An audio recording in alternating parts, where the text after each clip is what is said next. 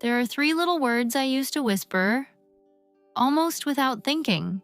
They would slip from my lips in moments of silence, like a secret apology for simply existing. They weren't romantic, they weren't kind, they were heavy, and they made me smaller every time I said them. I didn't know it back then, but they were teaching people how to treat me. I wonder if you've felt it too, that strange urge to shrink yourself so you don't take up too much space in someone else's world. It's not always loud or obvious. Sometimes it's just in the way you smile a little too quickly after being hurt, or the way you brush off your own needs like they're an inconvenience. I carried that habit for years until one day I noticed the way my own voice sounded when I said those words. The words were simple. It's okay. I'm fine. Even when it wasn't okay, even when I wasn't fine. I said to them when someone forgot about me, when plans were canceled last minute, when a promise was broken, and every time it felt like I was stitching my own mouth shut. Sometimes it was to avoid conflict. Sometimes it was because I didn't want to be too much. But mostly it was because I thought love meant making it easy for others to love me. I didn't realize that in doing so, I was making it harder for me to love myself. I remember one afternoon, I had been waiting at a cafe for almost an hour. He arrived, smiling, a little flustered, and I could feel the apology hovering in his eyes, but before he could even say it, I smiled back and whispered, "It's okay, I'm fine."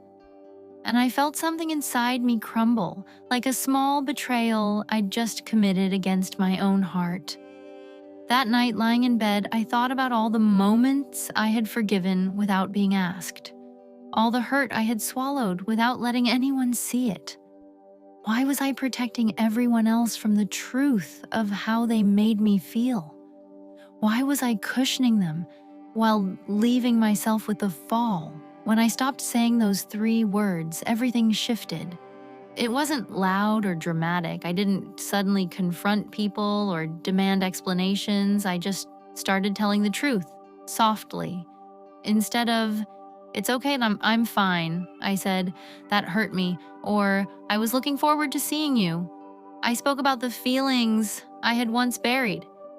And the strangest thing happened, and the people who truly cared leaned in closer. Some didn't. Some pulled away because my truth made them uncomfortable. And that was okay because I realized if someone's love depends on me pretending, then it's not really love. It's convenient. It's a little like tending a garden. If you never pull the weeds because you don't want to disturb the soil, you'll wake up one day and wonder where all the flowers went. I had to disturb the soil of my relationships. I had to make space for something real to grow. It wasn't always pretty, but it was honest. And honestly, I've learned is the sunlight real love needs. Around that time, I stumbled onto something unexpected, a way of understanding the way men connect that felt like someone had quietly handed me a missing puzzle piece. It wasn't about changing who I was or playing games. It was about speaking in a way that reached the part of a man's heart he didn't even know how to explain.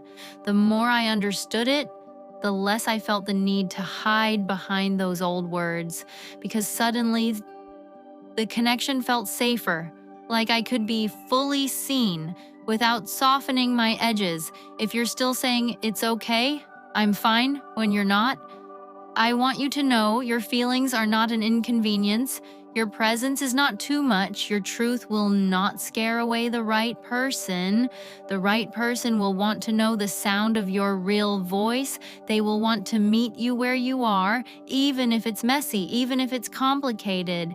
And the moment you stop apologizing for existing, you'll notice how much brighter the world feels. If this touched something in you, stay close. You're not alone in this. And there's more waiting when you're ready. Thank you, friends.